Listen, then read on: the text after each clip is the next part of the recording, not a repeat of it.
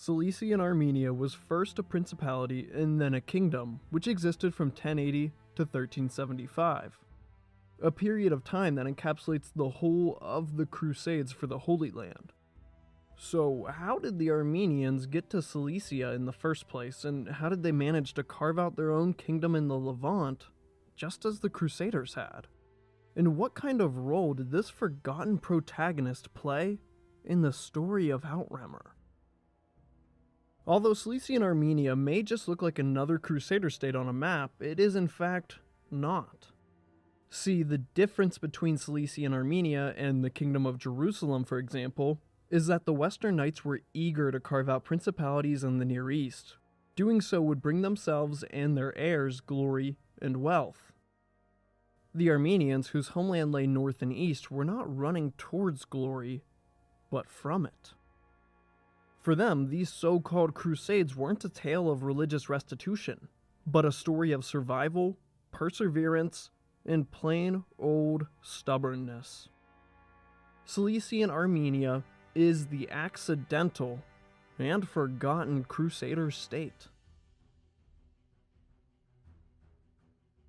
Cilicia, located on the southeastern corner of the Anatolian Peninsula, is a land of bountiful coastal plains in the south, and in the north the Taurus Mountains dominate the vertical landscape. Cilicia, by means of mountain passes such as the infamous Cilician Gates, is the key holder of who gets in and out of southern Anatolia by land. Across the Taurus mountain range, there are hundreds of fortresses that block these mountain passes.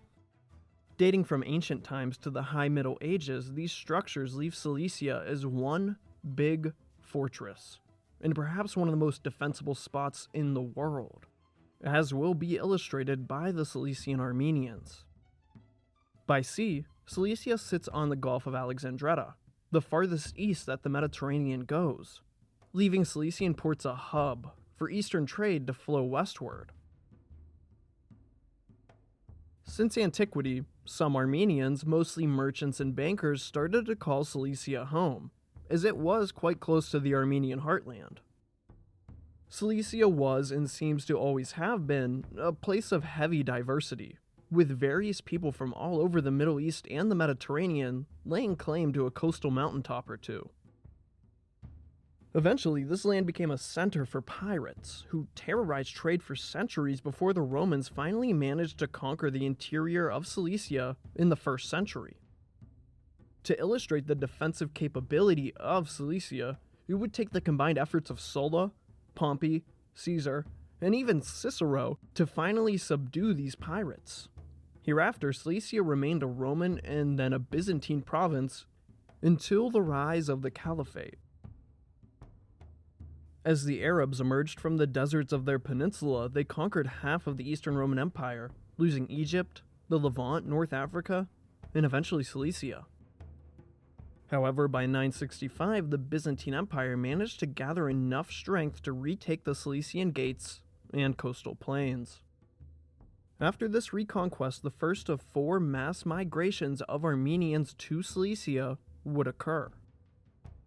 After retaking their erstwhile province, the Byzantines came to realize that a large percent of the population was no longer Orthodox Christian, but Muslim.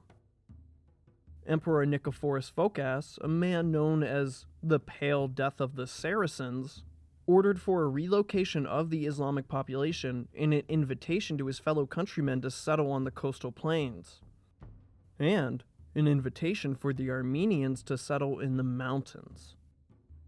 The new inhabitants got on well, as the Taurus resembled the Lesser Caucasus of Armenia in many ways. The second wave of Armenian migration to the mountains of Cilicia would occur in 1045. In this pivotal year, the last king of Armenia proper, Gagic of the Bagratuni dynasty, would be arrested and taken back to Constantinople as a hostage. Armenia would thereafter be annexed by the Eastern Roman Empire. To lessen the size of any could-be revolt, the Byzantines launched a relocation campaign where thousands of Armenians would be forced to settle all over the empire, and especially in Cilicia.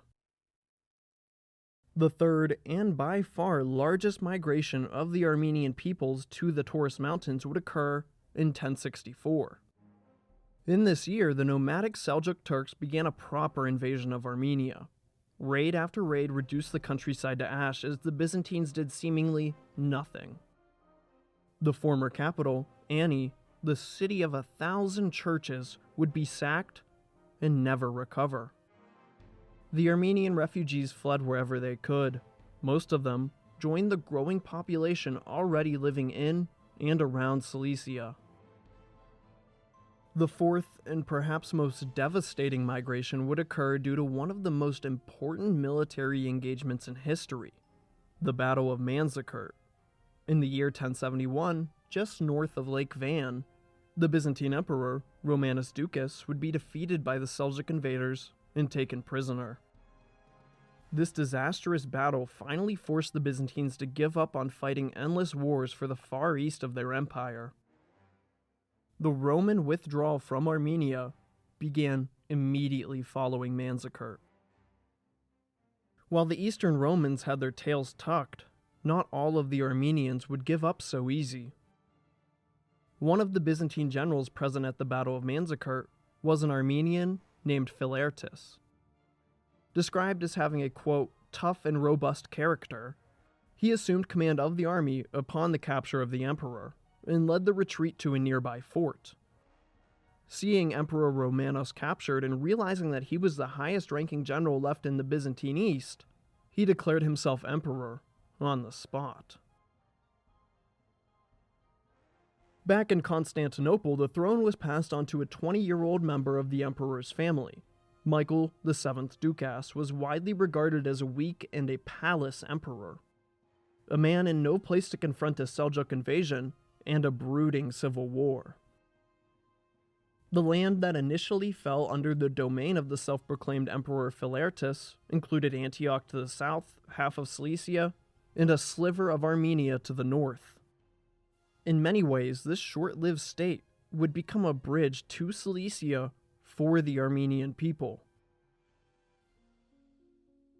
Philartus had a steep road ahead of him, embroiled in a Byzantine civil war from the start and defending against the Seljuks who had just crushed the largest army in the region. He would spend the next 7 years defending this splinter state using an interesting combination of Normans, Byzantines, and Armenians in his army. While Philartus was fighting his uphill battle, 2 Armenian noble families moved their courts and created their own principalities. In 1079, the last Bagratuni king of Armenia was assassinated in Constantinople. This immediately began a push of Armenian nobles from the Byzantine Empire.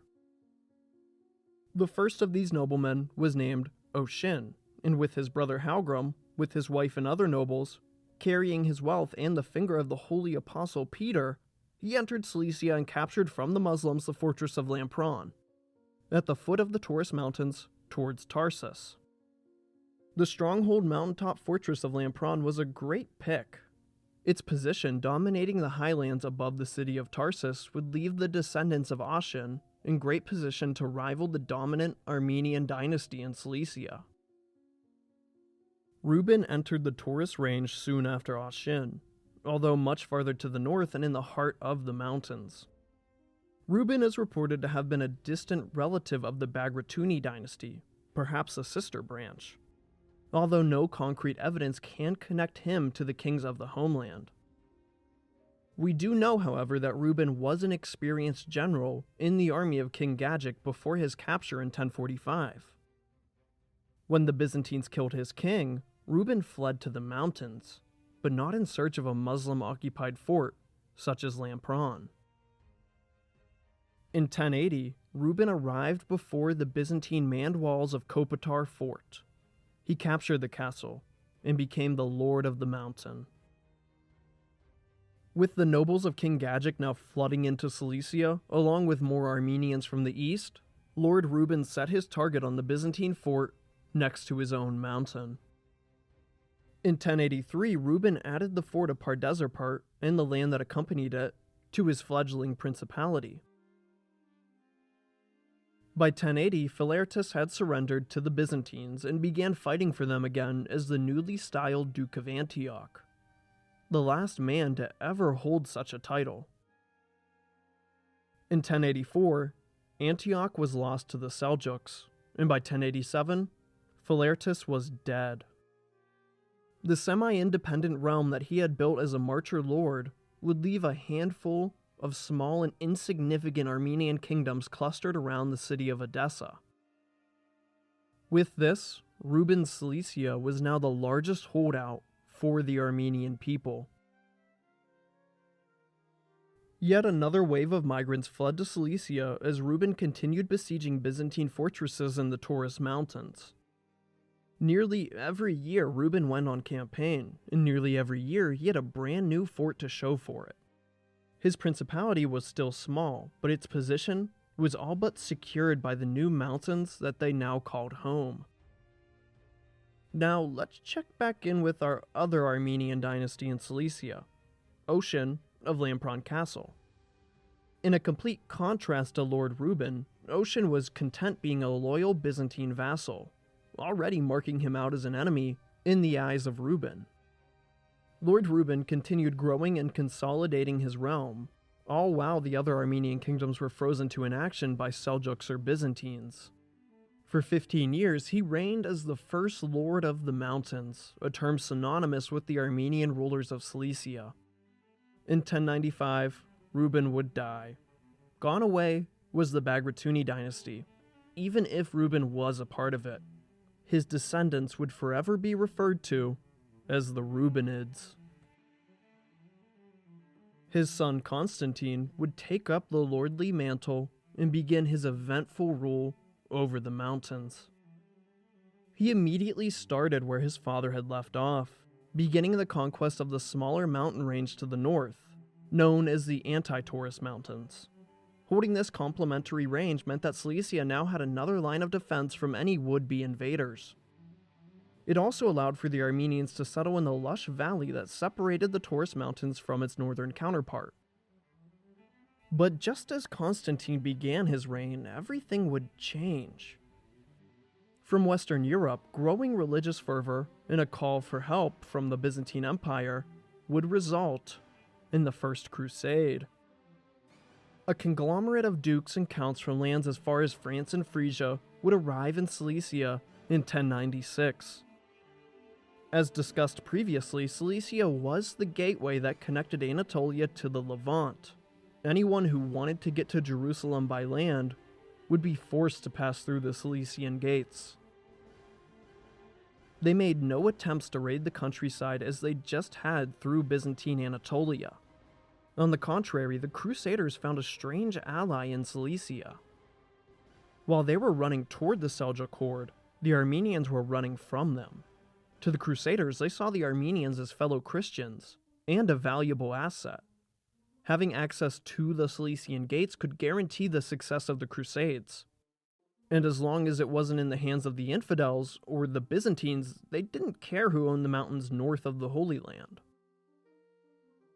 For Constantine of Cilicia, the Crusaders presented a lifeline. The Knights of Western Europe were powerful, and enemy to the enemies of the Armenians. These strangers from the other side of the world were a prayer come true for the Armenians, and they may just be their saving grace. The Lord of the Mountains fed the starving Crusaders as they continued toward their mission. While most of the Crusaders left Cilicia for Jerusalem, one of the many French nobles veered from the Holy City in search of his own destiny, separate from the constantly feuding camp of the First Crusade. Baldwin of Verdun would venture east, ally with the local Armenians, defeat the Seljuks, and capture the city of Edessa. Whereafter he would name himself as the Count of Edessa, the first of the Crusader states. The Crusades already produced one fruitful and pro-Armenian country. The Armenians in the newly created county of Edessa regarded Baldwin as their liberator. After all, he had just secured the safety of the Armenian Church. At this time, the headquarters of the Armenian Apostolic Church was in the city of Dizvak. just to the west of Edessa. Baldwin of Verdun could now be considered a protector of the Armenian faith. While Baldwin was carving out the county of Edessa, the other Crusaders were plundering their way down the Levantine coast. They didn't get very far before reaching their first major obstacle, the old city of Antioch. The city that once held the premier patriarchy even over the Pope back in Rome was not so easily falling back into Christian hands. Lord Constantine of Cilicia supplied the Crusaders with food, manpower, and even siege equipment. With help from a local Armenian guide, the Crusaders found an entrance into the city and conducted what can only be described as a slaughter. Muslim and Christian populations alike found no mercy, as the first Crusaders made their holy intentions clear. For assisting his unexpected new allies, Lord Constantine was awarded by receiving a French knighthood and much of the loot from Antioch. On top of this, the Lord of Cilicia made a considerable amount of wealth just by simply feeding these foreigners. By 1099, the Crusaders had captured Jerusalem, thus fulfilling the religious provocation that had started this holy war. Following the end of the First Crusade, the victors split their prizes by divvying up the land into 4 distinct Crusader states. First and foremost was the Kingdom of Jerusalem. Going north was the smallest and weakest new country, the County of Tripoli. Bordering the latter and Cilician Armenia in the north was another principality. This, of course, being Antioch and its new Norman prince, Bohemond of Taranto. And as discussed previously, there was Count Baldwin and Edessa, the oldest of these new states in the Middle East. If you look at a map, Cilician Armenia is indistinguishable from the other Crusader states. It might as well have been the pre-Crusader state. The success of the First Crusade was not only a win for the Western Christians, but also one for the Cilician Armenians. If not for the arrival of these Western knights, then who knows how long it would have taken for the Seljuks or the Byzantines to conquer Cilicia. At this point, the Crusaders were Cilicia's greatest ally, and the feeling was mutual. These unlikely friends from different but similar backgrounds interacted with each other in a few key ways that changed the trajectories of both factions. Perhaps most important for the survival of the Rubinids was the willingness of the Crusader kings to marry Armenian noblewomen, and even the Rubinid dynasty themselves in Edessa. This makes sense considering the county of Edessa held a huge Armenian population. The most forgotten impact of Cilicia Armenia during the Crusader Wars was the many Armenian bankers who had helped to fund the Westerners. Similar to the Jews, the Armenians were a middleman from east to west, and just like them, the Armenians have been renowned bankers throughout the centuries. Like Judaism, there was no rule in the Armenian church against lending people money and charging them interest, leaving the Armenians in a highly favorable position if any of the Crusader states happened to fall on hard times. Cilicia would become an economic center. As the Crusaders' debt grew, Cilicia's wealth snowballed. Cilicia was also a valued trade partner for the Westerners, as their position guarding the gates of Anatolia could block any food shipments coming inland from the north.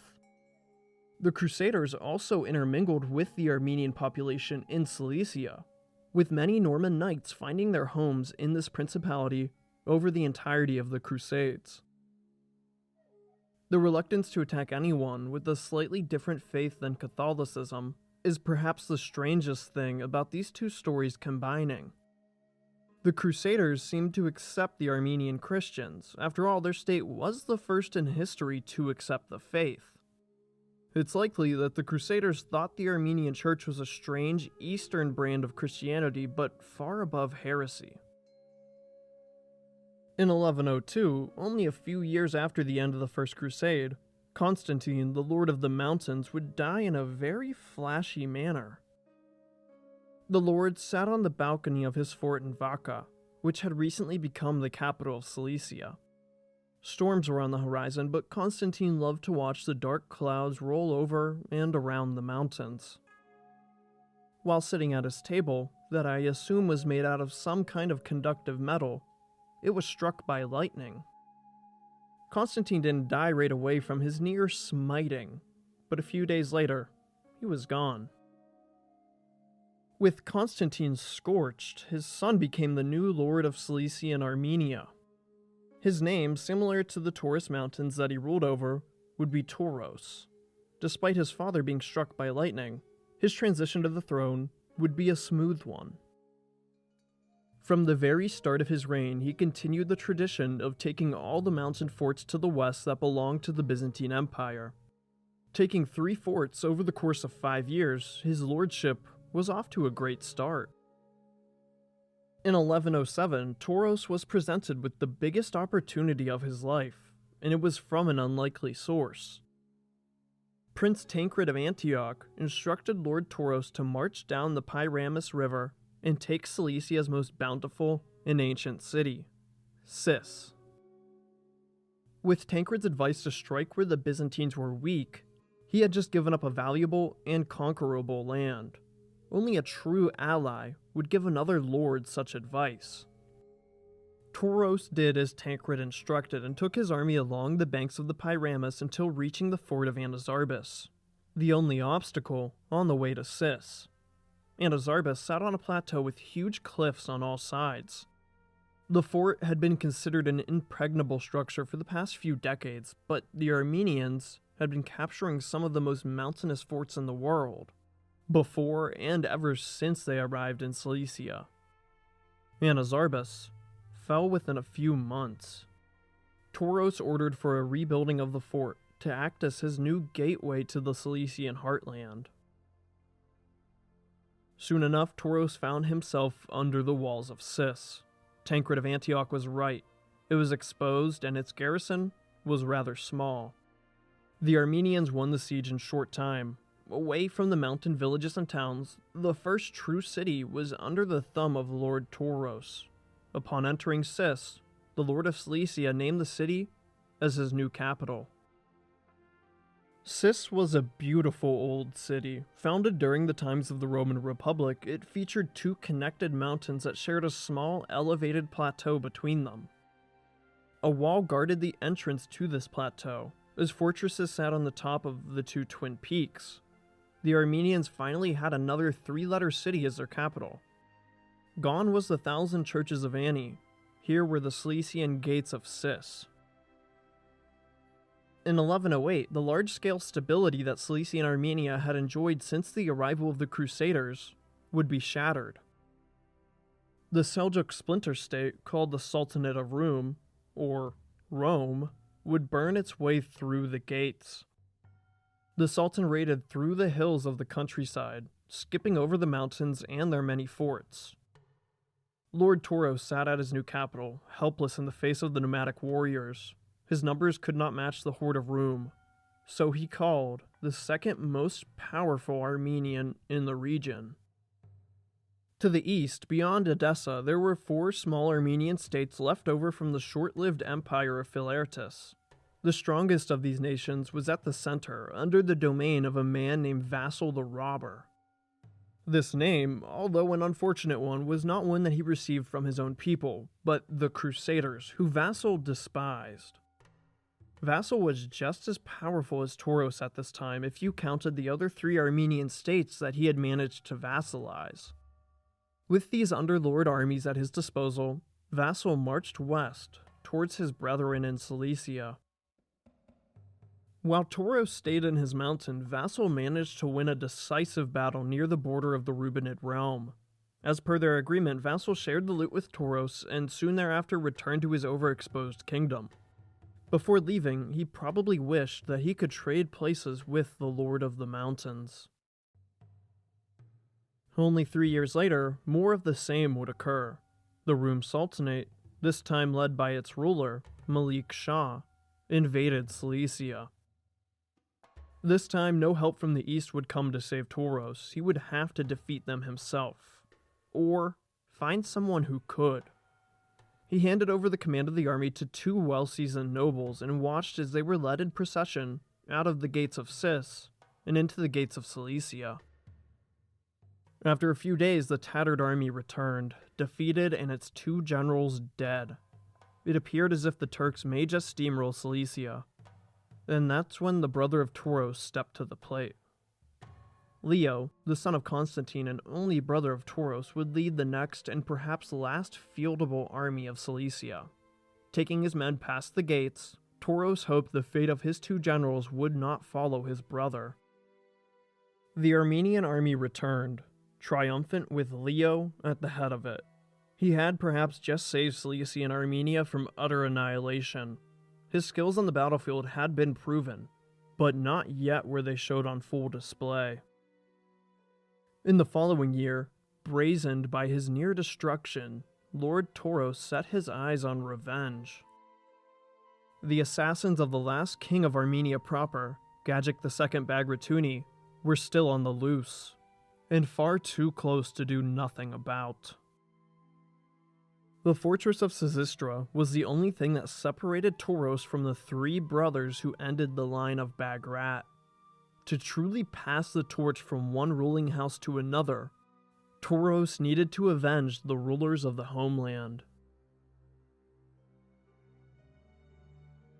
The Armenians laid in the forest surrounding Sisistra Castle.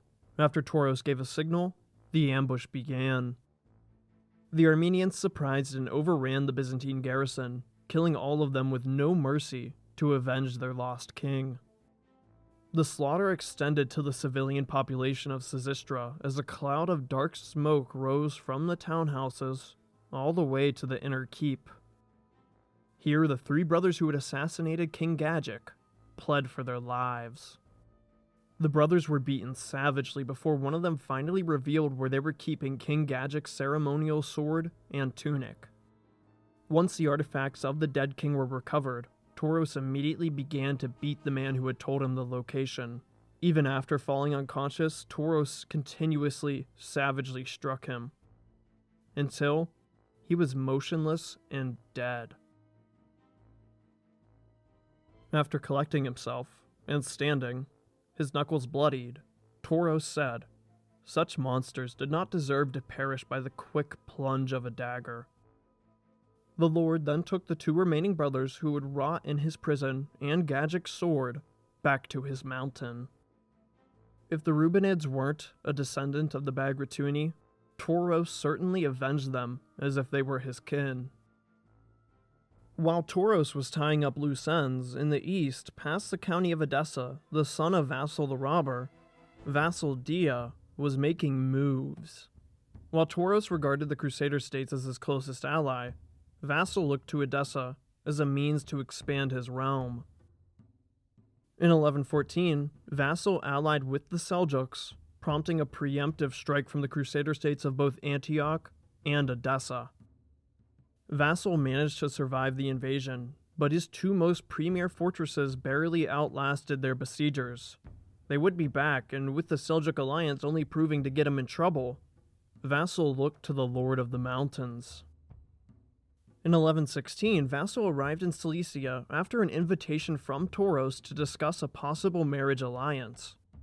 When the Easterner arrived, Tauros ordered for his imprisonment and sold him to the Count of Edessa, who promptly annexed all of his land. While Vassal the Robber would save Cilicia, Tauros would destroy the Armenian holdouts in the east. Soon after their liege lord's imprisonment, the other 3 small and now undefended Armenian nations fell to Edessa and the Seljuks, leaving Cilicia as the standalone and final homeland for the Armenians. If they do not protect this last vestige, they will be pushed into the very sea. After growing his ally in Edessa and his own wealth, Tauros would be called on by his other neighboring westerner, Prince Roger of Antioch. The prince requested his ally to join him on campaign in the east and against the Seljuk Empire. Tauros sent an expeditionary force of a few thousand, under the command of his battle-proven brother. Leo joined the Crusader camp in 1118 alongside Roger of Antioch and his many vassal lords. Together they marched into Syria and besieged the city of Azaz, which sat only a few miles from the ancient metropolis that was Aleppo. The Seljuk defenses faltered under the combination of mounted Crusader knights and mountain Armenian infantry. Following this, Leo and Roger returned to their respective lands. The seizure of Azaz was only the start of Prince Roger's ambitions. The gates to Aleppo were now open, and another grand city in the east was to fall to the Knights of Europe. But it was not destined to be. A year after Roger and Leo captured Azaz, the Prince of Antioch would finally confront the ruler of Aleppo on the battlefield. By the end of the day, most of Antioch's army laid in a field of their own blood, Roger of Antioch among them.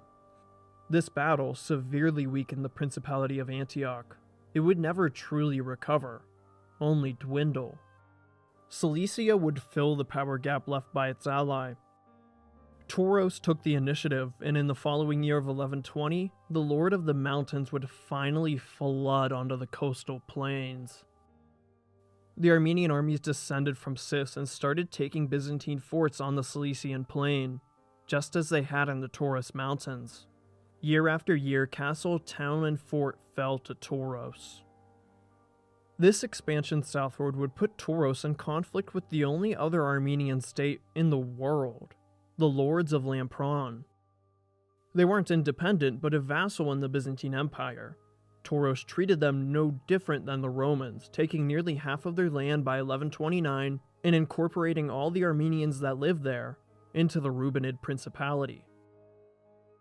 At this point, Tauros had reigned for some 30 years, and in that time he had more than doubled the size of Cilician Armenia. In February of 1130, the Lord of the Mountains died in the city of Sis that he had named the new capital. Tauros was a very calculating ruler, and even ruthless at times. He quite literally beat the Byzantines bloody throughout the entirety of his reign. He also wasn't afraid to confront his fellow Armenian countrymen if they presented a threat or an opportunity for him, leaving the Rubenids as the last independent Armenian state. A favorable geopolitical position that would create even more of an influx of Armenians to migrate to Cilicia. Tauros was a ruler who wasn't afraid to get his hands dirty or bloody. Exactly the type of ruler Cilician Armenia needed if it was to survive in this hostile world. And exactly the type of ruler Tauros' son was not. Constantine II would barely become Lord of the Mountains before he was thrown in jail and soon thereafter, poisoned. This was not the place and time for a new and unexperienced generation, not when there was so much left in the tank for the older and wiser. Constantine was the only son of the late Tauros, leaving his brother, Leo, as the new Lord of the Mountains, and now, half of the plains. It's unknown if Leo had anything to do with the death of the young Constantine, but one can only assume, as he had the most to gain. On a small side note, assassinations are surprisingly numerous throughout all of ancient and medieval Armenian history. I would like to see the total kill count, but I'm afraid that number might just scare me. With Leo, the experienced general, at the head of Cilician Armenia, he looked to continue expanding his realm immediately. Not only on the map, but also in his city. Lord Leo constructed a massive royal palace on one of the twin peaks of Sis, building a church and a small town on the hill where his nobles and advisors would live as neighbors. Along with this, he also built many gardens on his mountaintop, for both beauty and safety in the event of a siege. Other than funding a massive building project, Lord Leo began his reign over the mountains by forming an alliance with Emir Ghazi of the Danishman Turks to the north. This he only did to replace the alliance that had already been broken. In 1130, seeing that the Lord of Cilicia had been assassinated, the new Prince of Antioch, Bohemond II, invaded his Armenian ally. Now that Tauros had conquered the northern part of the Cilician plain, it left a soft underbelly for the Crusaders to start their invasion. All they had to do was take the fort of Anazarbis, and then it was on to Sis. Lord Leo invited Emir Ghazi and his army into his lands, promising him all the loot from the battle if they could just defeat the Knights of Antioch. Bohemon's scouts never saw the horse archers galloping toward the surprised Crusaders. Confusion ran through the lines as they did not expect and were not ready to face a Turkish army in Cilicia. Bohemond and his army faced a crushing defeat. During the combat, the Prince of Antioch was killed.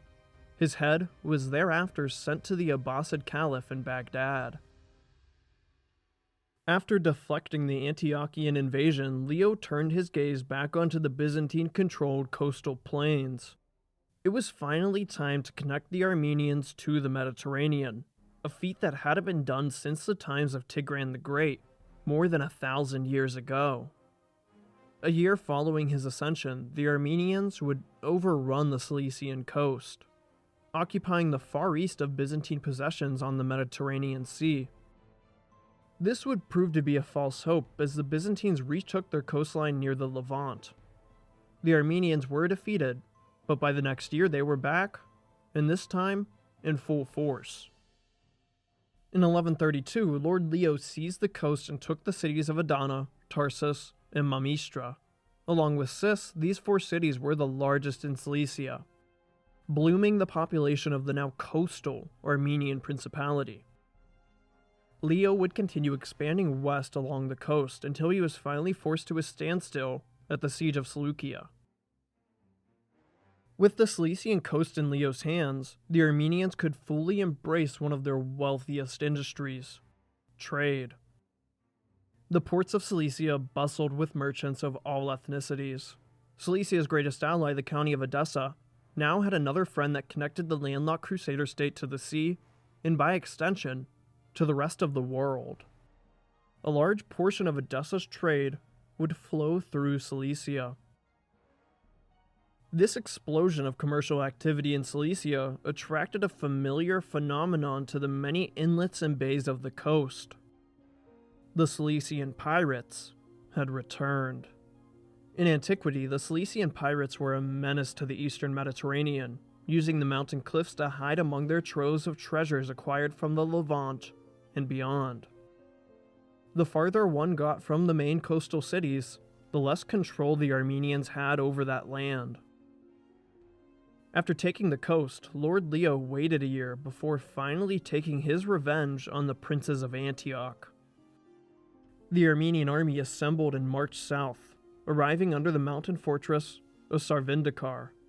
Built by the Franks after the First Crusade, this castle was the seat of Lord Baldwin of Mirage. In due time, the fort fell to Cilicia, and for the first time the Armenians had invaded a Crusader state. This was, of course, a revenge campaign. The Count of Edessa understood this, especially now since the Armenians not only held the Cilician Gate, but with Sarvendikar, they also controlled the Syrian gates. The easiest way for Edessa to access the coast. With Antioch's broken alliance going in the opposite direction that they had hoped for, Leo turned his gaze west, towards the traditional enemy of the Rubenids, the Byzantine Empire. Lord Leo finally managed to break through the coastal fortress of Seleucia in 1133, and for the next 3 years he would expand his realm at the expense of the Byzantines, and almost completely enveloped his Armenian rival in Lampron. By 1136, the Lord of the Mountains was perhaps as powerful as the kings of Jerusalem. When speaking of the First Inner Crusade period, the Eastern Christian Armenians were the real winners. This wasn't a field trip for them, it was a last stand, and so far, they had made the most of it. But just as Leo led Cilicia and Armenia to its greatest territorial extent, it would all come crashing down in the matter of a few years. In 1136, Raymond of Poitiers became the new Prince of Antioch. Raymond also just so happened to be the older brother of Baldwin, the Lord of Sarvendikar that Leo had only recently taken.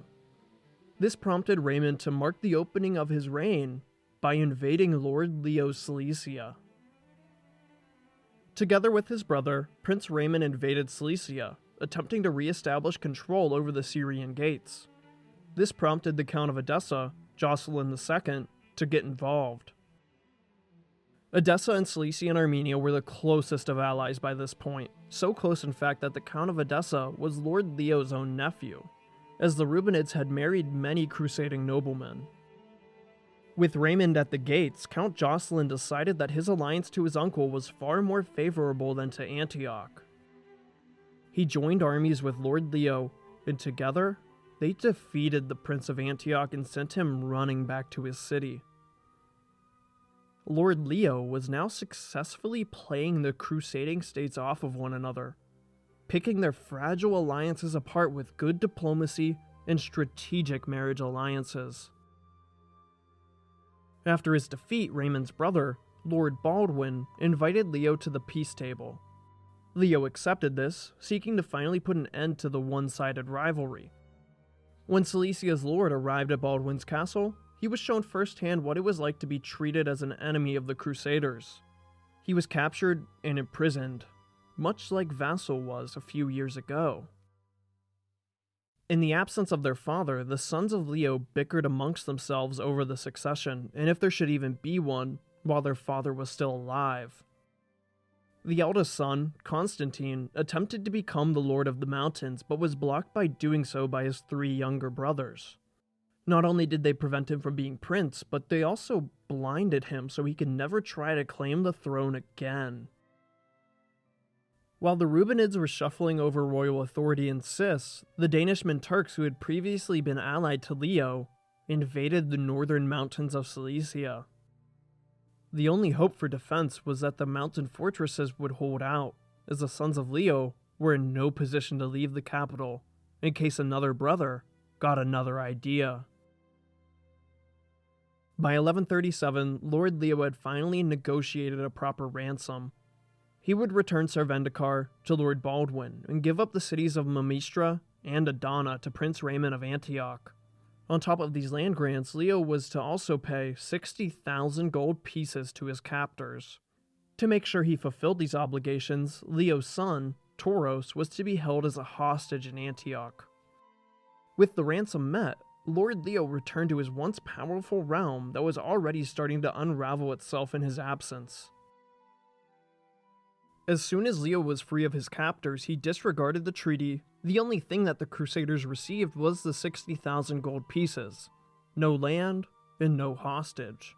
Lord Leo then defeated the invading Danishman Turks and restored Cilicia to its previous prosperity before his arrest. With Cilicia and Antioch trading punches, the Byzantines smelled the blood in the water. Emperor John Komnenos assembled an army and moved dangerously close to his lost coastline in Cilicia. With this, Antioch and Cilicia held a common rival, and with John pressing down on both of them, they decided to bury the hatchet, at least for the time being. A peace treaty between Raymond of Antioch and Leo of Cilicia was negotiated, with Count Jocelyn of Edessa acting as the mediator. After all, it was in his best interest to keep his coastal allies alive. The Byzantine reconquista of Cilicia began in 1137. Outside of Seleucia, the Lord of the Mountains gave battle to the Emperor of the Romans. Finally turning the tide on the Cilician front, he defeated Leo's army and soon after retook the entire coastal plain. The Byzantines even took the fortress of Anazarbus that guarded the entrance to the city of Cis. They were only one step away from Leo's capital, but instead of continuing this campaign in Cilicia, Emperor John moved toward the Crusader states. The Byzantines pushed into the Principality of Antioch, where Prince Raymond, along with Count Jocelyn of Edessa, signed a treaty that would reduce the 2 Crusader states to the status of Byzantine vassals. With the Crusaders compelled to surrender, Emperor John turned his attention back to the Armenians of Cilicia. In due time, the massive Byzantine army retook the city of Cis, as Lord Leo fled into the interior of his mountains. All the gains that Cilicia had made in Leo's lifetime would be lost, and all of it, really. In 1138, the Lord of the Mountains was finally pinned down in the fortress of Feke. Here, he would make his last stand. I'm apt to believe that Leo would have gladly died fighting the Byzantines, but he would never get the chance to do so. Soon after the siege began, Emperor John called for a meeting with the Lord of Cilicia. This was only the bait, as Leo fell into the same exact trap 2 times. Lord Leo, along with his sons Reuben and Tauros, would be captured and taken back to Constantinople. Here they were thrown into the dungeons of Byzantium. With Leo's capture, the short-lived Principality of Armenian Cilicia came to an abrupt end. Upon arriving in Constantinople, Lord Leo was initially treated as a common prisoner, but eventually he became more like an honored guest of Emperor John. The elderly Leo would spend the rest of his life in this condition until his death in 1140. Directly following his demise was his son, Reuben, who would be blinded and subsequently murdered.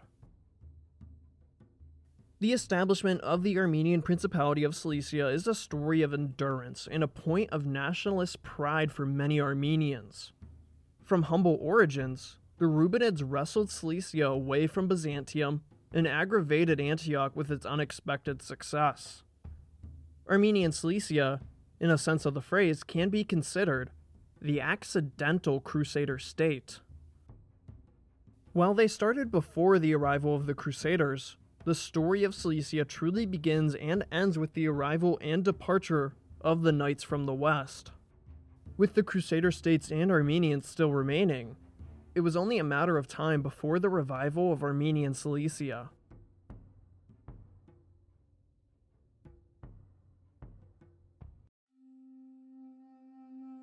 After more than 60 years of reigning as Lord of the Mountains, Cilician Armenia is no more.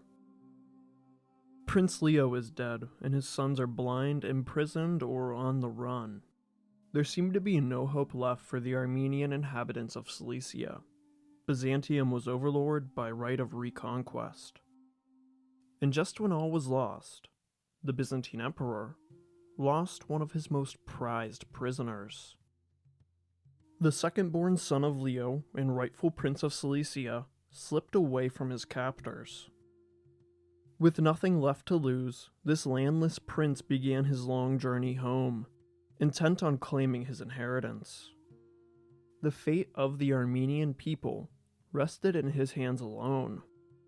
He would come to be known as Thoros the Great, the Lion of Cilicia. Upon escaping the cells of Constantinople, a disguised Thoros boarded a boat and made way into the eastern Mediterranean. To avoid Byzantine search patrols, he didn't take direct passage to Cilicia, instead going to the nearby island of Cyprus. Remaining incognito, Thoros waited for the next non-Byzantine ship to sail to the mainland. A Venetian trading galley took on the tall and mysterious stranger. They didn't care who he was, as long as his gold was true.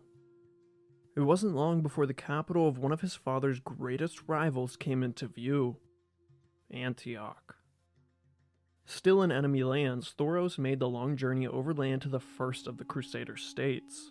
By 1143, he arrived in Edessa. Ruled over by Thoros' cousin and supposed ally, Count Jocelyn II. In truth, the Count of Edessa needed an ally just as much as Thoros did, if not more. Just across the eastern border, the Seljuk splinter state of Mosul was gaining steam under its emblematic ruler, Zengi. He was committed to avenge the wrongdoings of the First Crusade, and acted as a unifying force for the Islamic peoples in the area. He directed his wrath at the most isolated of these Christian states, the county of Edessa. Before the invasion was fully underway, Thoros found a temporary ally, and more importantly, a spokesperson in his countly cousin.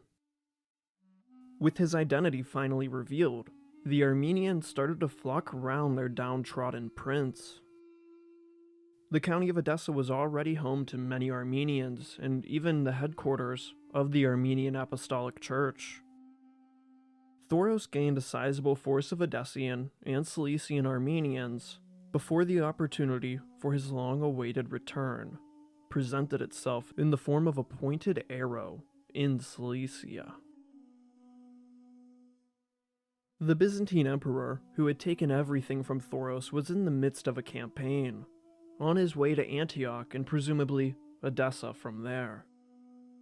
Before delving into the Alexandrian plain, Emperor John II Komnenos heard of the ferocity and size of the wild boar located in the mountains of his newly conquered Cilician land.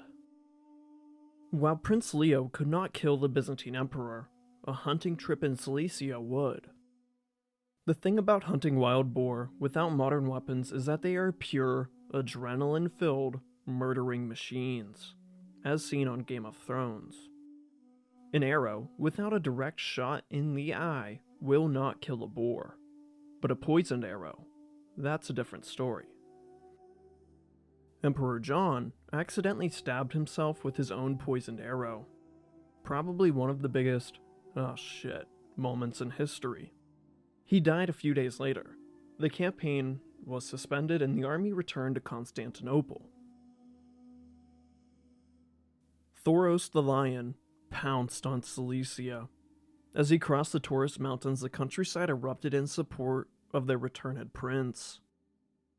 He made way to his family's ancestral mountaintop stronghold, the stormy castle of Vaca. The Byzantines only left a small garrison, in comparison to the reawakened Armenian mob, prepared to storm the gates. It wasn't long before Thoros stood overlooking the Taurus Mountains, on the walls of Vaca. Against all odds, Thoros had done it. He was the lord of the mountain, but he stood alone, not another Rubenid family member in sight. Thoros' two brothers, who weren't dead or blind, arrived at Vaca shortly after the fort's recapture. Stefan and Mele had been on the run in the northern Taurus Mountains for more than 6 years. During that time, the two youngest became adept militarily, defending their homeland to the best of their abilities in the absence of their older brother. Stefan and Mele's circumstances filled them both with anger, and Stefan chose to focus all his frustration into revenge against the Byzantines, leaving him as a man perfectly fit to lead the armies of Cilicia as its marshal. While Stefan and Thoros could both focus their anger onto their conquerors, the case was not the same for the youngest of the rowdy Rubenid bunch. Mele was undoubtedly a great leader of men in battle, but his ferocity didn't end on the battlefield. He was prone to outbursts and wasn't afraid to question his prince and marshal brothers. He was a loose cannon, but for now, the task of retaking Cilicia was enough to preoccupy his festering ambition. With his brothers now beside him, Thoros the Great followed in the footsteps of Lord Ruben himself, conquering interior Cilicia one mountaintop at a time. But just as Thoros had reclaimed his family castle, his cousin, Jocelyn II of Edessa, had just lost his. The Edessan count decided to preemptively strike at Zengi, but this left the gates of Edessa wide open and without an army to defend it. The three bishops who resided in Edessa attempted to lead a siege, but could not muster enough men to line the walls. Edessa fell on Christmas Day of 1144. With the first of the Crusader states eliminated, Cilician Armenia's only ally was gone. Jocelyn II tried and succeeded in recapturing Edessa after Zengi was assassinated. He held on to it for a short time before Zengi's son, Nur ad-Din, retook the battleground of a city. Shortly after this, Count Jocelyn was captured, blinded, and would follow a fate not so dissimilar from Thoros's a few years ago. He would spend the rest of his life in the dungeons of Aleppo. With Nur ad-Din's strength continuing to grow, Thoros wasted no time retaking Cilicia. By 1147, his borders stretched from the lands of the dastardly and Armenian Lampron nobility to the Principality of Antioch in the east. The task of reconquering the mountainous interior of Cilicia had been completed in a matter of only 3 years. When Western Europe learned about the fall of Edessa, many knights and nobles raised their banners to start the Second Crusade. Not only did the lowly warrior class attend this crusade, but for the first time, their kings joined them. The kings of both France and Germany were to lead their respective armies into the Holy Land. A religious war taken up by fourth-born sons of minor nobles was proven so glorious and so enriching that Europe's most powerful kings wanted their own slice. While the First Crusade presented a lifeline to the Armenians of Cilicia, the sequel did little if anything positive for Thoros. The Crusader kings both went around Cilicia. One thing the Crusaders did do while passing by Cilicia was purchase food and supplies from the Armenians, somewhat reviving the once lucrative commerce with the Westerners. After passing Cilicia, both crusading armies were defeated. Help was not coming for Thoros in the form of European knights. He would have to fight his own battle to reclaim the coastal plains. In 1148, Thoros the Great recaptured the gem of Cilicia and the capital of his father, the bustling city of Sis and its twin peaks. The prince had truly returned to his city as a liberator. After this, the 4 years of impressively quick conquests were heavily slowed down, but Thoros was only pausing to prepare himself and his army for their most challenging mission yet: the reconquest of the Cilician plains. The Lion of Cilicia again waited for his Byzantine prey to shoot itself in the foot with a poisoned arrow. While that level of miracle didn't happen twice, a small window of opportunity did open. Thoros' 2 most powerful rivals, Emperor Emmanuel and Nur ad-Din, were in the midst of a war that they were both bleeding heavily from. In 1151, Thoros crossed the Cilician gates with an army, intent on retaking the coast. The first obstacle in the Armenians' way was the city of Mamistra, one of the 3 major cities that rested on the Cilician plain. Mamistra was home to the unreactive Byzantine governor of Cilicia, a man named Thomas. Although he allowed Thoros to take forts at his own will, Thomas was finally awakened to action upon seeing the lion banners. The governor sallied out of Mamistra, army in tow. Thoros, not dismayed, prepared his army for battle. It only lasted a few moments before the Prince of Cilicia slew Thomas the governor. With him gone, all of the Cilician plain was left open to Thoros. Finally, with the Rubenid reconquest nearly complete, the Byzantines decided to act against their escaped prisoner. Emperor Emmanuel sent his cousin, Andronicus Komnenos. A future emperor in his own right, Andronicus began his march from Constantinople with 12,000 soldiers, mostly cavalry, behind him. By 1152, Komnenos arrived in a war-ridden Cilicia. Thoros had remained inactive behind the walls of his newly captured city, reconsolidating his reign.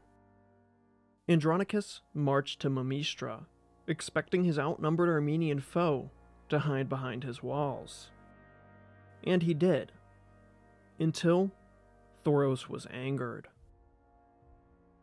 Once in earshot, Andronicus Komnenos rode to the front of his army.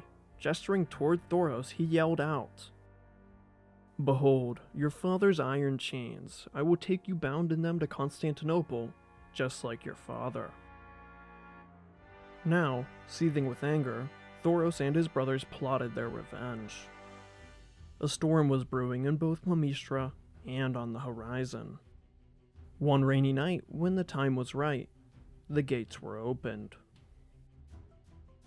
In only a few moments, 7,500 Armenians bursted out of Mamistra.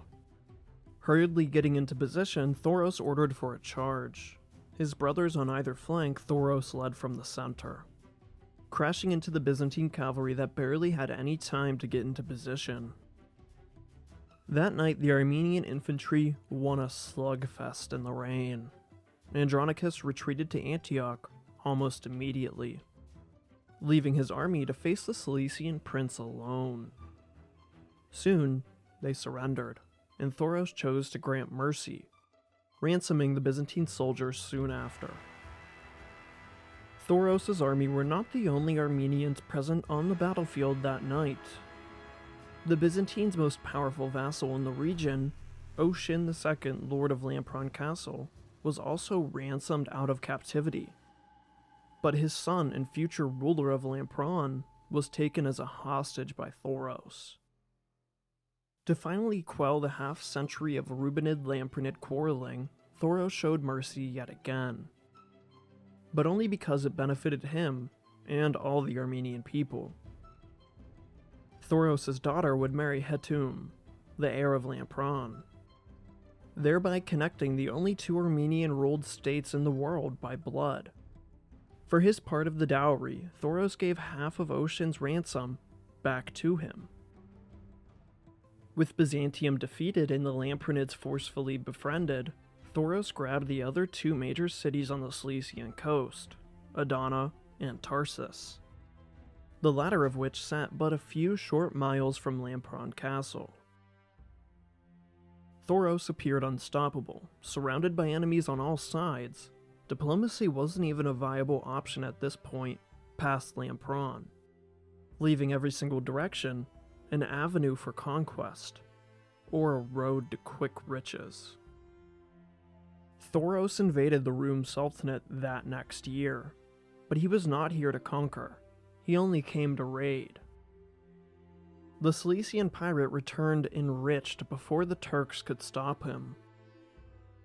He, however, would pay for this in the next year, when the Sultan of Rum, Masud I, invaded Cilicia. By this point in 1154, Thoros was preparing for his next conquest on the far western coast of the Principality.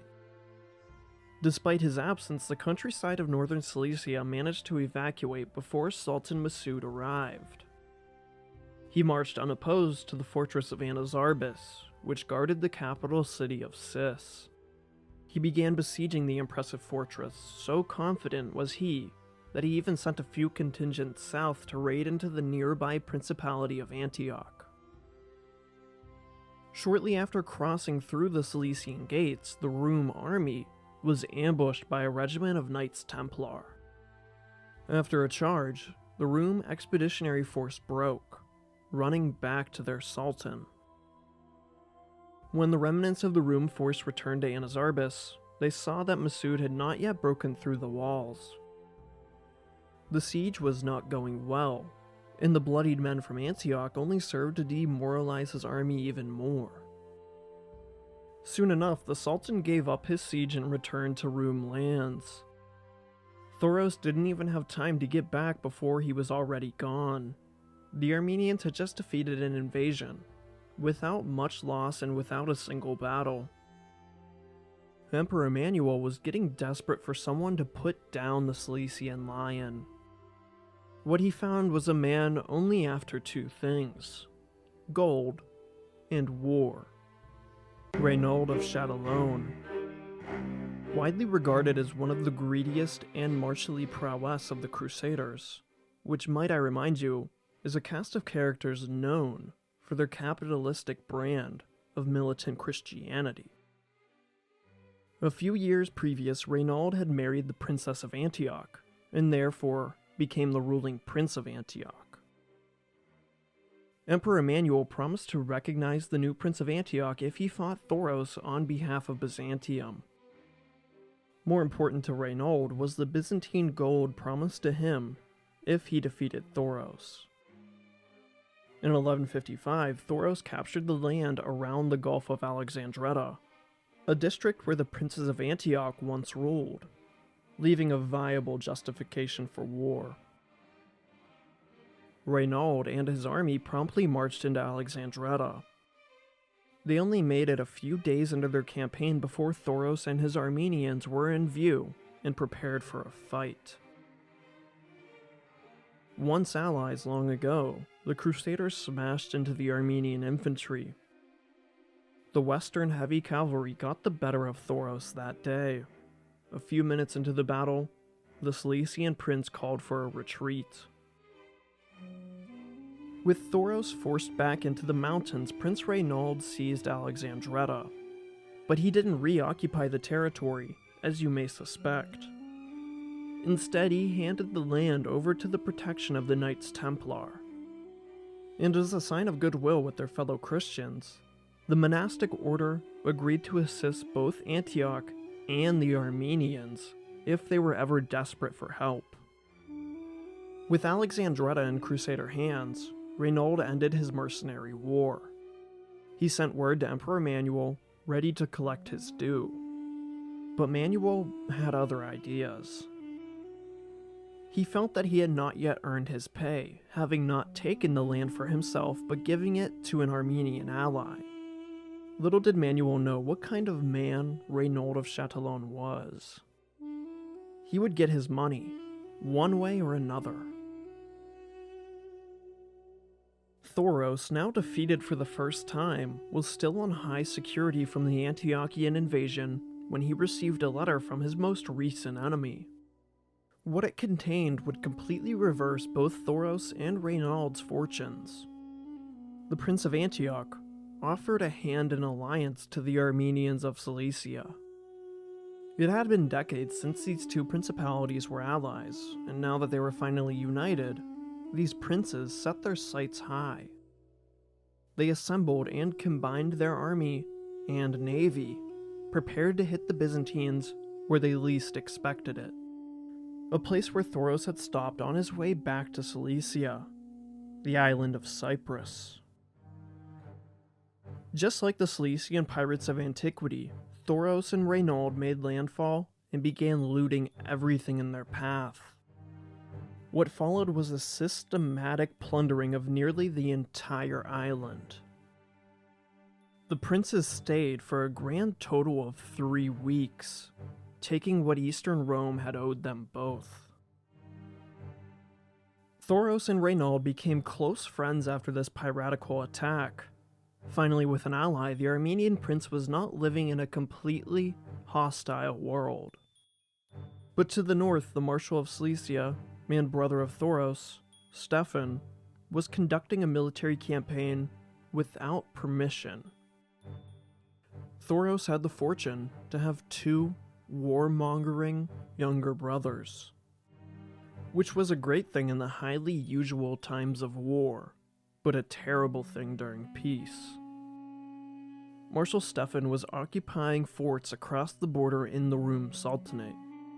While this unauthorized act of war was highly frowned upon by both parties, it would simultaneously bring them together.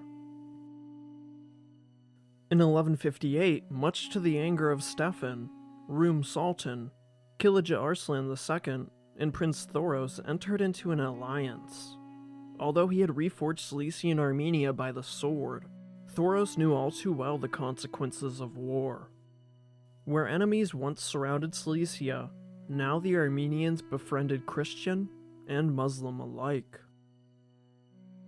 In that same year, the traditional enemy of the Rubinids tried again to defeat Thoros the Great. Last time, the Armenians had bested the Byzantines by means of a surprise attack. Emperor Manuel would play by these same rules, as he surprise attacked Cilicia.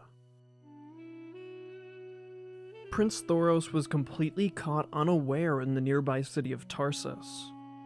With his army scattered, the Cilician prince had only moments to evacuate his family and head for the hills. With Thoros in hiding, the emperor reclaimed the Cilician coast over the course of the next 2 years, including the capital city of Sis. The decision not to fight the Byzantine Empire's main army might seem confusing, but you have to remember how easy it is to take the Cilician plains, opposed to the Taurus mountains, that is. It might as well have been two different states. Instead of risking both, Thoros decided to play the long game. No matter how hard he tried, Emperor Emmanuel could not retake the mountains of Cilicia. With both rulers unyielding in their war, the King of Jerusalem stepped in to put an end to this stalemate. Thoros, always a proudly independent man, once his escape from Constantinople, was to do something that would put him in direct threat of arrest. The prince walked barefoot, alone, and without his crown, to the Byzantine camp. Here he prostrated himself in front of Emperor Emmanuel, who accepted his submission and allowed Thoros to own the lands he still held. While this war was just another episode in the Armenian-Byzantine rivalry, the end of this war would actually result in a diplomatic spin into friendly relations. While Thoros and Emmanuel were ready to bury the hatchet, not every Armenian, or Rubenid for that matter, was. Marshal Stefan, as he had done previously, started a campaign without permission from his prince and brother. He decided to continue the war that Thoros was so willing to end. He started retaking the Cilician plain that Thoros could not reclaim on his own. Eventually, he was invited to discuss certain plans with the Byzantine governor, discussions he thought would lead him to the throne of Cilicia. He was seized upon arrival, just like his father. Having broke the peace treaty, the Byzantines wasted no time in executing their most recent Rubenid captive. Not only this, but they mutilated his corpse beyond recognition and threw his body over the walls of Tarsus, leaving it there to rot. Although Thoros was angered with his brother for disobeying him on repeated occasions, he was even more angered by the Byzantines who had already taken one brother from him.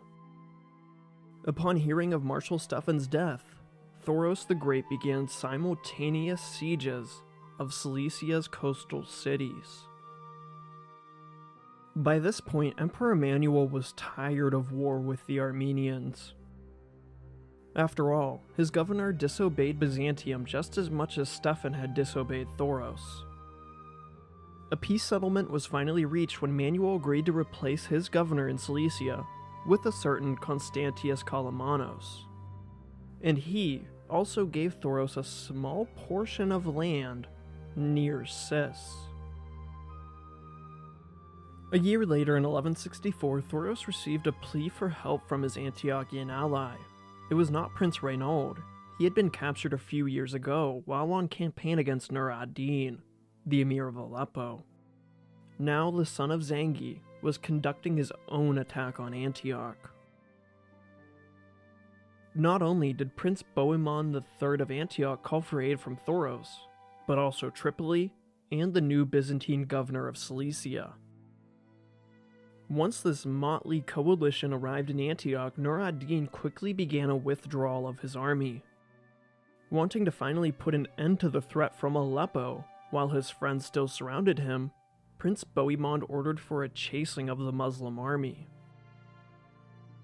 Once Nur ad-Din was within sight, the excited Bohemond was eager to call for a charge. All agreed, besides the two experienced Rubenids, Thoros and Mele.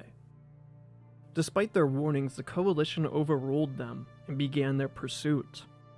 The emir retreated before feigning his flight and turning to attack the surprised Christians. The coalition army was pushed into a swamp and massacred, all leaders being taken captive. All besides the cautious Thoros and his only remaining brother. Nur ad-Din ceased his invasion with this victory, crippling most of his neighbors to inaction. 2 years later in 1166, Thoros would visit the holy city of Jerusalem. The Armenians were already a large portion of the city's population, having their own quarter of the city that they called home. Thoros offered the king of Jerusalem a sizable number of Armenians that could no longer fit in his shrunken principality. The king agreed, on the condition that these new migrants had to pay a yearly tax that all non-Catholics were made to pay. Thoros denied his proposal, but still enjoyed his small vacation to the center of the Crusader cause. When Thoros returned to Cilicia, he was greeted by a warm embrace from his brother Mele, at least the Armenian version of a welcome back home. The younger and much angrier Rubinid plotted to kill his brother while they were on a hunting trip. But his plot had been discovered and revealed to the Prince of Cilicia. Despite this, Thoros agreed to go on the hunt with his treacherous brother. Once sufficiently alone, just before Mele made his move, Thoros suddenly tackled his brother and held him firmly to the ground. He told him of his own plans, and Mele did not refuse. With this being his final brother, Thoros couldn't bear to execute him. He was henceforth exiled from Cilicia, with nothing but the clothes on his back. Ambition and anger still festered in Mele. He was willing to do just about anything to gain power in Cilicia. He even converted to Islam. This he only did to gain the favor of Amir Nur ad-Din, a man whose military expertise had been personally witnessed by Mele. The Zengid took the Rubinid under his wing and gave him the governorship of a province bordering Armenian Cilicia. Not even a year after his brother's betrayal, Thoros had yet another problem to contend with. This was a situation he was more than accustomed to, and tired of at this point. In 1168, Emperor Emmanuel started another, unprovoked war with Cilicia. The Byzantine invasion was marked by the same problem as the previous one. The mountains were just too tall for the Romans to besiege. After the initial push proved a failure, the Byzantines raided for a time before calling off their war. By this point in 1169, Thoros the Great had spent a lifetime marked by endless and ferocious warfare that destroyed his family and clouded his head with darkness. He had revived Armenian Cilicia, but ever since then, it had been an uphill battle to keep his homeland. Weary of war and tired of politics, Prince Thoros II abdicated his throne in favor of his son, a 4-year-old boy named Reuben. After his retirement, Thoros retreated to a monastery and became a monk, hoping never again to see the ravages of war. Some sources state that he died only a few months later, finally resting in his exhausted state. Other sources leave his death as a mystery. Perhaps he lived to see the fall of his young son, and the return of his malicious brother. If there was ever a man hungrier for power than Prince Mele of Armenian Cilicia, then I would like to meet him. A man willing to go to every extreme to achieve his lofty ambitions is perhaps the most dangerous kind of person. Mele would prove that, all while nearly destroying everything his brother fought so hard to build. Mele was born a prince, although he was the youngest of 4 brothers, fated never to rule Cilicia. He had seen the highs and lows of Leo's reign as well as Thoros's. By the end of his brother Thoros's reign, Mele was an experienced and successful warrior.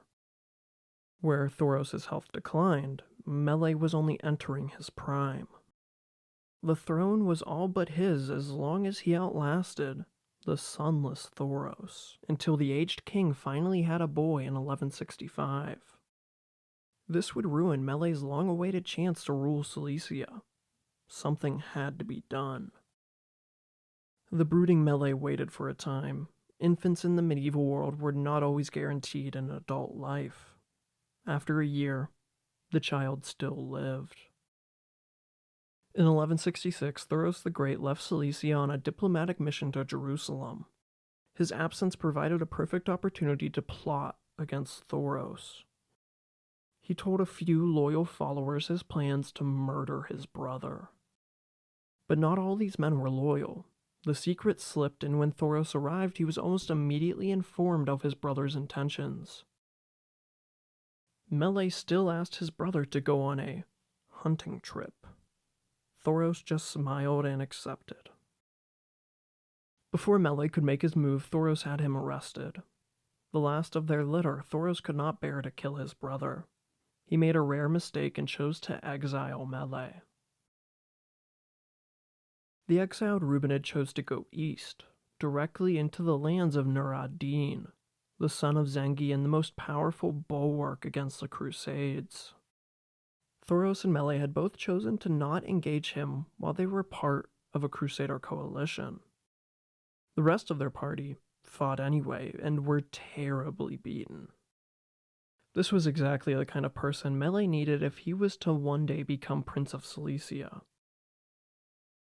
The traitorous Mele arrived in nearby Aleppo in good time. Nur ad-Din took in this ambitious Rubenid on the condition that he convert to Islam. Mele agreed, abandoning the apostolic faith of his people. Not only this, but he also abandoned his vows as a member of the Knights Templar, truly making him a rival to the Westerners. After pledging his allegiance to the Emir of Aleppo, Mele was given the governorship over Cyrus province, directly bordering his homeland. Fighting his brother on the battlefield would be nothing if not a mistake. His ability to defend the mountains of Cilicia was something to behold. But the last time Mele saw his brother, he was becoming an old and exhausted man. So the younger Mele bided his time. It only took a year for Thoros to abdicate his throne and become a monk, leaving his 5-year-old son as the Lord of the Mountains. The child's maternal grandfather would become the regent, a French-born man named Thomas, and a crusader by trade. Mele descended on Cilicia at the head of a mostly Turkish army. He began looting the countryside and killing his countrymen. Through all his efforts, he could not break through the mountain fortresses, however. This was only a delay for the wrathful Mele. Soon after, the Rubenid returned with a larger force and proper siege equipment. This persuaded most of the Armenian nobility to surrender and recognize Mele as their liege lord of the mountains. Eventually, all of Cilicia fell to its first and only Muslim ruler of Armenian Cilicia. As old Armenia fell to the Seljuks, so too did New Armenia, although there was still a Rubenid wearing the crown. For a time, Mele was able to coexist with his 5-year-old nephew that he had deposed. After all, he never asked for any of this.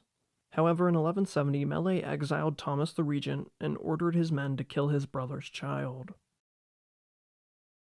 With that, not many Rubenids remained to challenge Mele, and he finally became the Lord of Cilicia, having to wait a medieval lifetime to do so. Although Cilicia was finally in his clutches, not all of the Armenians were. To the west, Mele's Lamprinid cousins were still a vassal of the Byzantines. With Aleppo supporting him, it was time to reawaken the old rivalry. Mele besieged Lampron Castle, devastating the enemy countryside in his usual and cruel manner. After nearly a year of a grueling siege, Lampron Castle withstood another Rubenid attempt at a takeover. After this, Mele reared his army around to test an old friend. The former Templar attacked the organization in the land that they controlled in Alexandretta, a place Antioch and Cilicia had been fighting over for decades. Here, Mele drove his fellow knights into Antioch, ruining the countryside behind him and retaking the Alexandrettian Bay. Before the land-hungry Mele could continue farther into Antioch, he was suddenly forced to a halt. The king of Jerusalem, along with his large army, blocked the path. King Amalric took Mele to the peace table.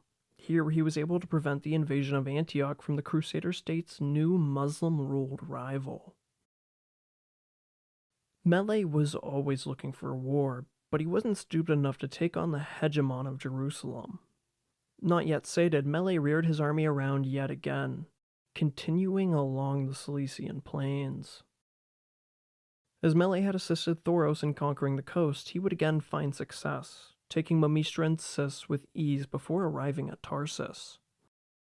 Here, the Byzantine governor of Cilicia, Constantius Kalamanos, hid behind his walls. Mele eventually committed the garrison to surrender by means of siege. Governor Kalamanos was captured and sent to Mele's liege, Nur ad-Din. The Byzantine was held hostage and released after a large ransom.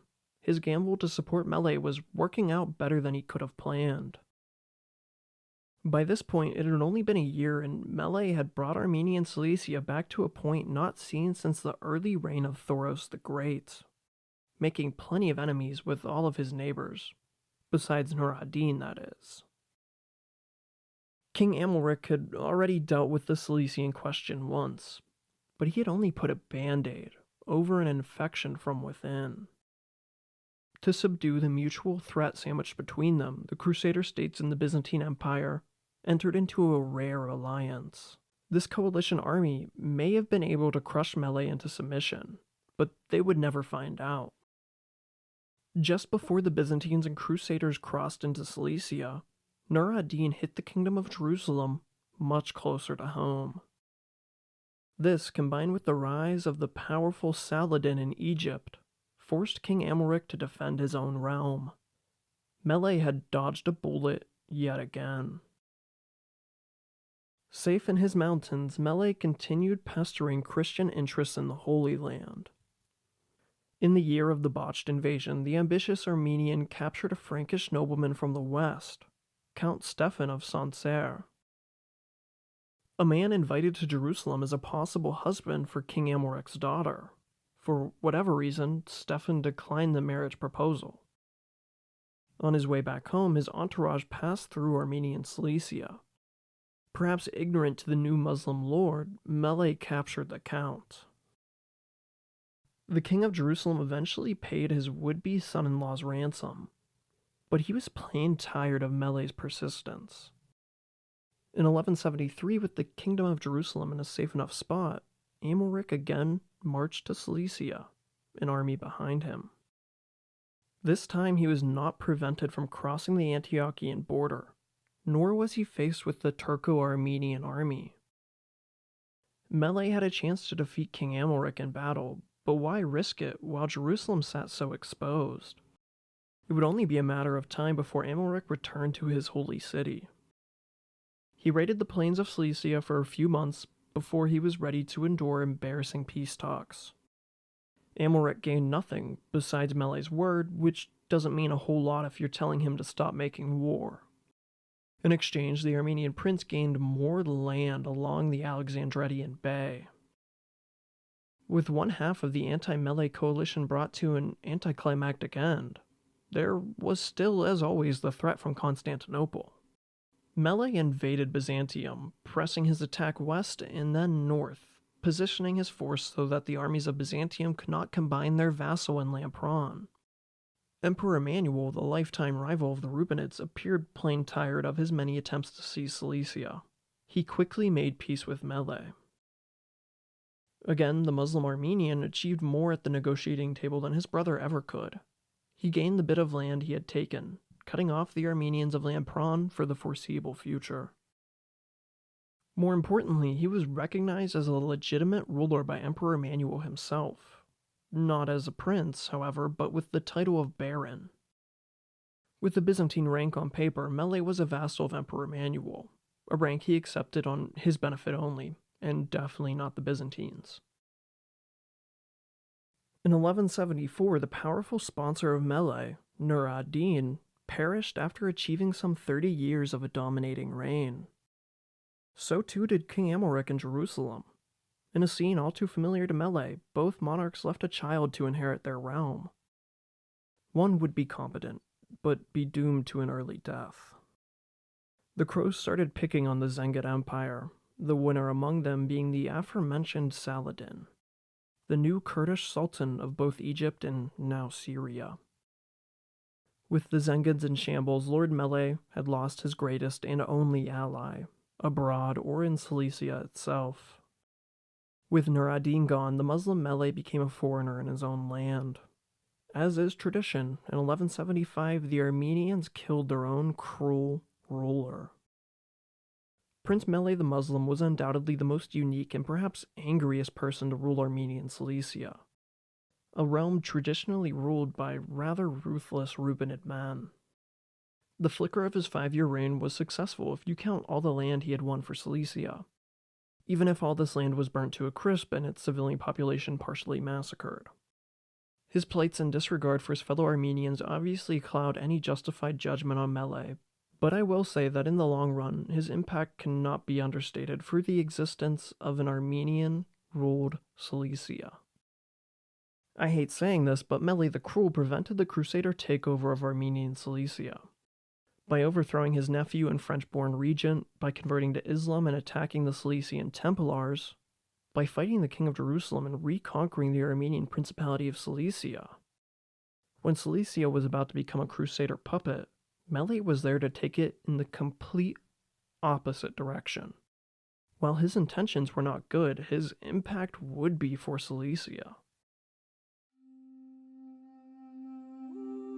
After the assassination of the only Muslim lord of the mountains, Mele the Cruel, Armenian Cilicia was in a very fragile position. Enemies were around every corner, just waiting to claim a slice. If little Armenia was to survive in this world, then it was going to need to make some friends, and quickly. Alliances were always something that the Rubenid dynasty of Cilicia could never maintain for long, its rulers surrounded by and being the notoriously aggressive bunch that they were. Just when the most menacing Mele was killed by his own nobility, a completely opposite kind of ruler to all before him would come to the head of Cilicia.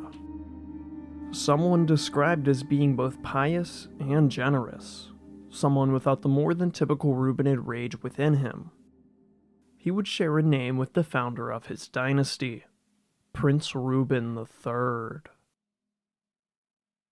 Prince Reuben was born in 1145, the son of Stephen, the brother of Mele, who was betrayed and killed by the Byzantines when Reuben was only 20.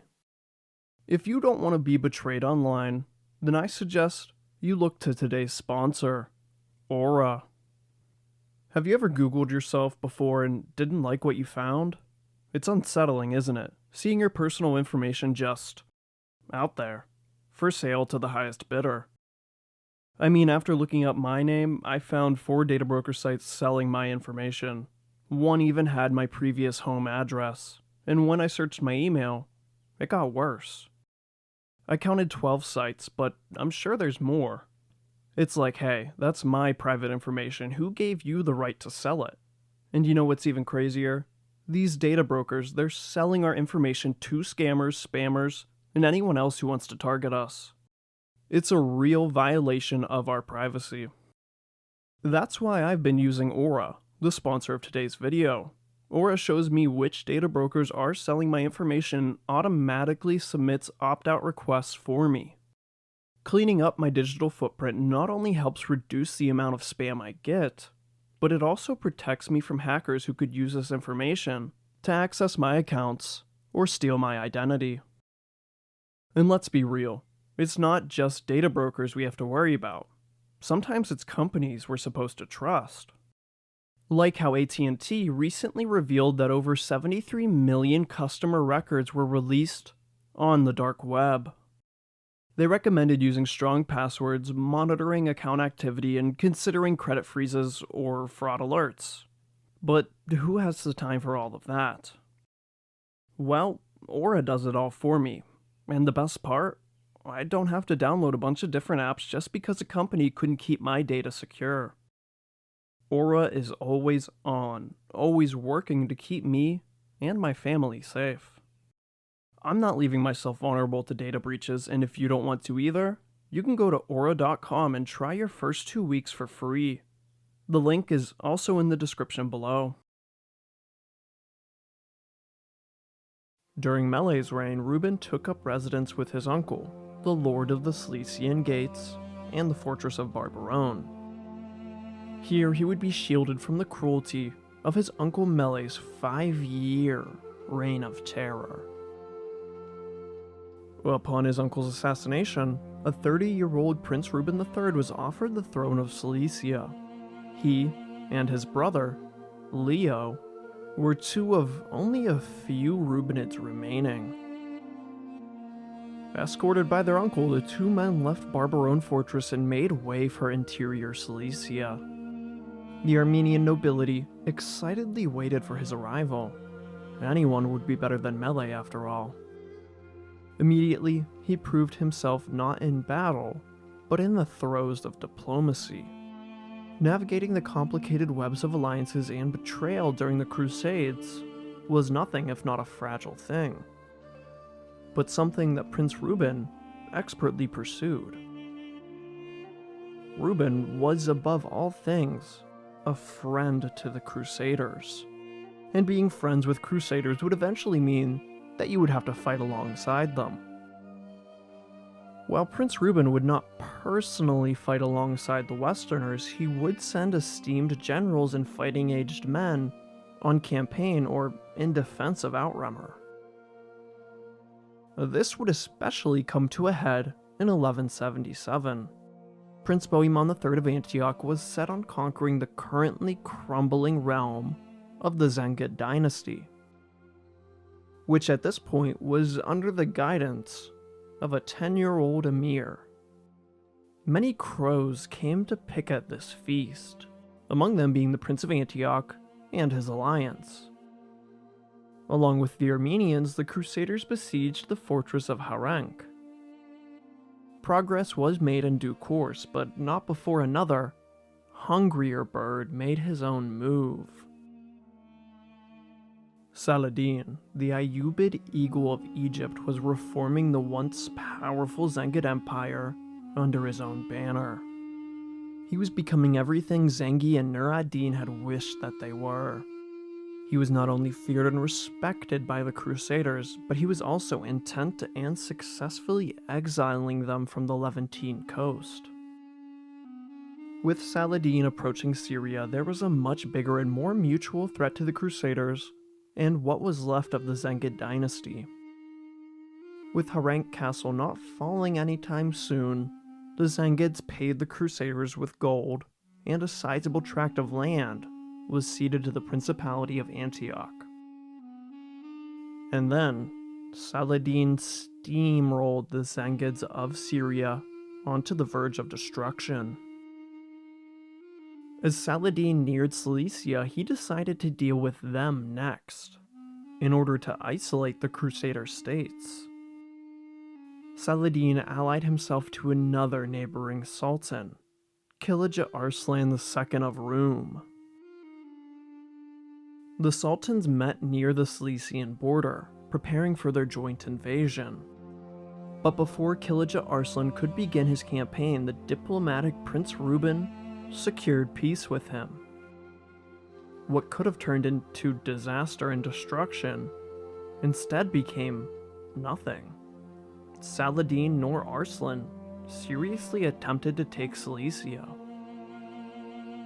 In 1181, Prince Reuben took another diplomatic step toward the Crusader camp when he ventured to the city of Jerusalem, the home of Baldwin, the Leper King. Here he married Lady Isabella of Tyrone. Not only was Isabella influential, but she was also the proud and sole owner of Tyrone Castle, a strategic junction point just north of Jerusalem. In a somewhat rare circumstance for the medieval world, her domains did not become Reuben's upon their marriage. Due to the complicated position this would entail with an Armenian prince owning part of the Kingdom of Jerusalem.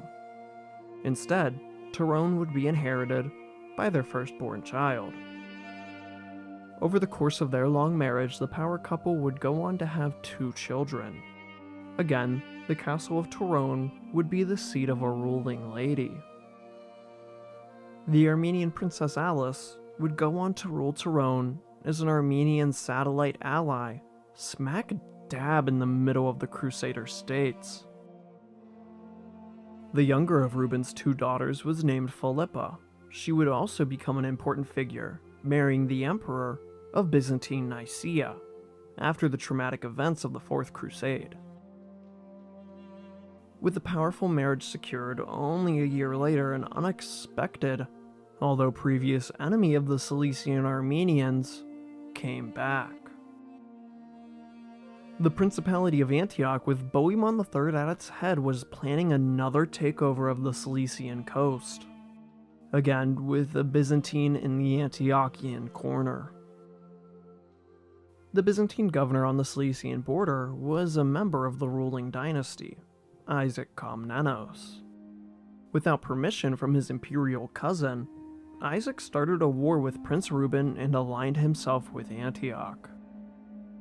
Together, the Byzantine-Antiochian alliance once again found success on the Cilician coast, taking the city of Tarsus by means of a surprise naval and land attack. For whatever reason, Prince Bohemond of Antioch very suddenly changed his mind about Isaac Komnenos and their invasion of Cilicia. Just like he turned on Prince Reuben when they were supposedly allies, so too did he turn on Isaac Komnenos. Bohemond promptly arrested Governor Isaac, took the city of Tarsus, and then handed them both over to Prince Reuben of Cilicia. The princes of Antioch had a very hard time staying true to their word. Reuben, yet again, had won a war without having to fight it. Although Prince Reuben was far more peaceful and reserved when compared to nearly all of his ancestors, up until this point, he was just as successful as them at peace as they were at war. This, like all things in Cilicia and for the Armenians, would come crashing down in bloody betrayal. A year after Bohemond finessed Isaac Komnenos, the prince would rearrange his allegiances against Reuben III and for his cousins, the Armenian lords of Lampron Castle. The current ruler of Lampron was Hatum III, making this the third ruler in this video to have a regnal number of 3. And just as the saying goes, the third time's a charm. With hostilities resumed between the 2 Armenian states of Cilicia, Prince Reuben decided that diplomacy could not subdue the Lampronids, thus beginning the final dance of Cilicia's Red Mountain Lions. With the show of force being the only remaining deterrent, Reuben commanded his younger brother, Leo, to march on Lampron Castle. Again, the Reubenids besieged the impressive stronghold. After some time, Prince Reuben, the apparent victor, was invited to peace discussions held at Antioch. I think you see where this is going. For what seems to be the 100th time, an Armenian prince of Cilicia became a victim of betrayal and was imprisoned. If you can't beat him, betray him. This would spell disaster for Reuben at Cilicia, if it was not for Reuben's brother, who was still blockading and besieging Lampron Castle. Instead of submitting to Bohemond and Hatum after the capture of his princely brother, Leo actually ramped up his efforts to take Lampron. After nearly a year, the starved defenders finally submitted to Leo. It only took almost exactly 100 years for the Reubenids to fully defeat their Armenian rival. However, Leo did not claim Lampron and the surrounding area, only submitting Hatum III to a peace treaty, before turning his army to face the more powerful threat in Antioch. Leo attacked the Crusaders, pushing them back and even delving into the Principality before Bohemond III was forced to surrender. With Saladin rising in the east, there was no room for Catholics to fight the Armenians. Negotiations opened for the release of Prince Ruben. The ransom would see the prince give up his southeastern corner to Antioch. After 2 years spent in prison, Ruben returned to Cilicia, relieving his loyal brother Leo of his temporary post as stand-in ruler. With Saladin at the Antiochian doorstep, Ruben and Leo jointly agreed to retake the ransom lands on the coast, which they started recapturing upon Ruben's safe return. The rest of Prince Ruben's reign would see a return to peace, and at least one more diplomatic success. In 1185, the Armenians would ransom their Byzantine prisoner, Isaac Komnenos.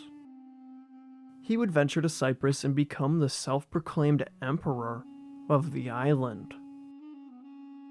This made any naval invasion of Cilicia that much harder for the Romans. It also presented a more serious threat than Cilicia for Byzantium. 2 years later, in 1187, Ruben contracted some sort of serious illness.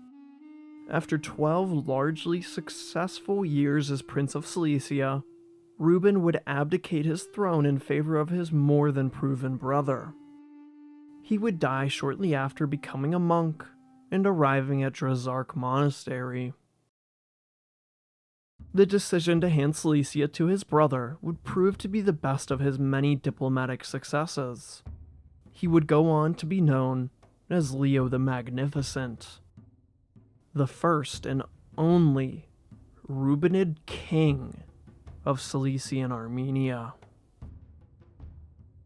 If you'd like to support this stoic historian, feel free to do so on Patreon for as little as $1 a month.